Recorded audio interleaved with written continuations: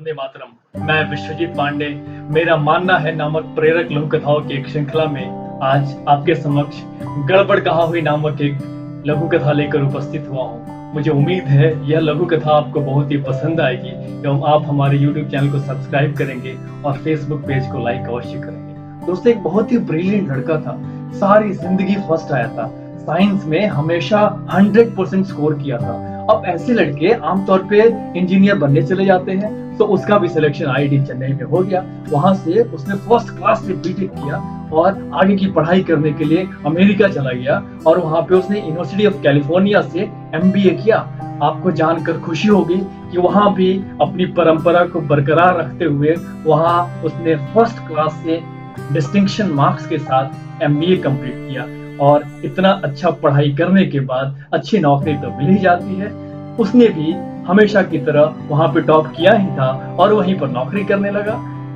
5 bedrooms का flat, गाड़ी, ultra modern facility, अपने मनपसंद की लड़की के साथ शादी कर दी। एक आदमी भला और क्या मांग सकता है?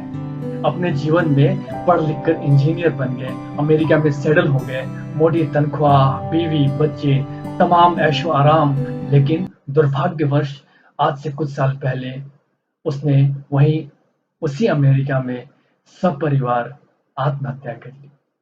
अपनी पत्नी और अपने बच्चों को गोली मारकर खुद को भी गोली मार दी। What went wrong? आखिर ऐसा क्या हुआ? गड़बड़ कहाँ हुई?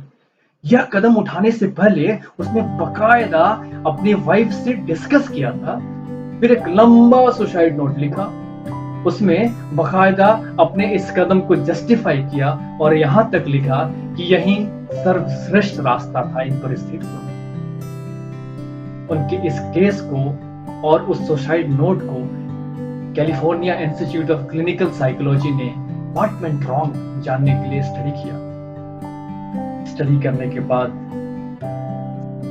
सुसाइड नोट से और मित्रों से पता चला कि अमेरिका की आर्थिक मंदी में उस इंसान की नौकरी चली गई। बहुत दिनों तक खाली बैठे रहे, नौकरियां ढूंढते रहे, फिर अपनी तनख्वाह कम करते गए। फिर भी जब नौकरी नहीं मिली तो मकान की किस्त, गाड़ी की किस्त टूट गई, सड़क पर आने की नौबत आ गई। कुछ लोग बताते हैं कि कुछ दिन तक पेट्रोल पंप पर तेल भरने का भी काम किया, साल भर ही बर्दाश्त किया और फिर पति पत्नी ने अंत में खुदकुशी। इस केस स्टडी को ऐसे कंक्लूड किया गया है, एक्सपर्ट्स ने कहा है कि this man was programmed for success but was not trained how to handle failure.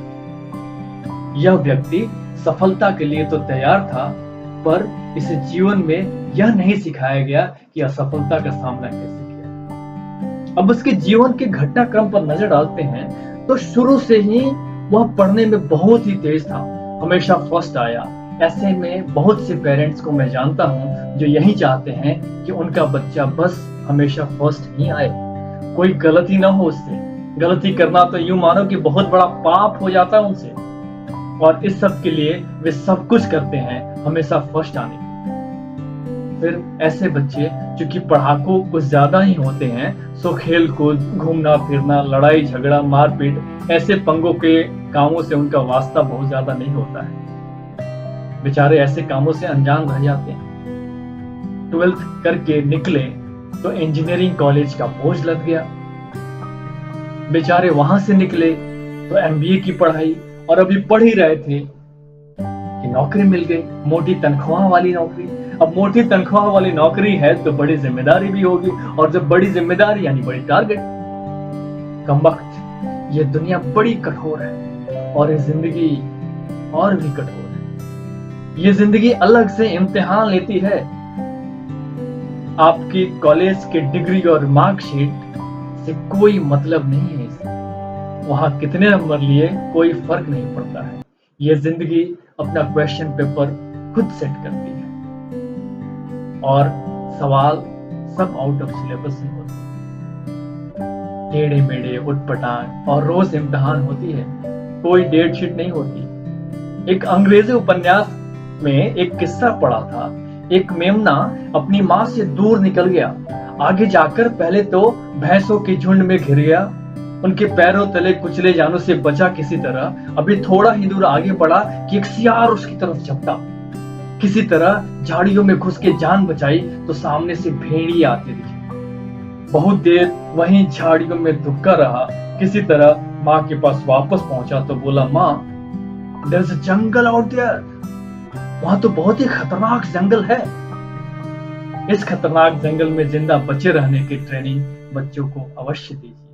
बच्चों को पढ़ाई के साथ साथ संस्कार भी देना जरूरी है। हर परिस्थिति में खुशी खुशी धैर्य के साथ झेलने की क्षमता और उससे उबरने का ज्ञान, विवेक बच्चों में अवश्य होना जरूरी है। बच्चे हमारे हैं, जान से प्यारे हैं। एक नई प्रेरक कथा के साथ मिलते हैं अगले रविवार सुबह 10 बजे।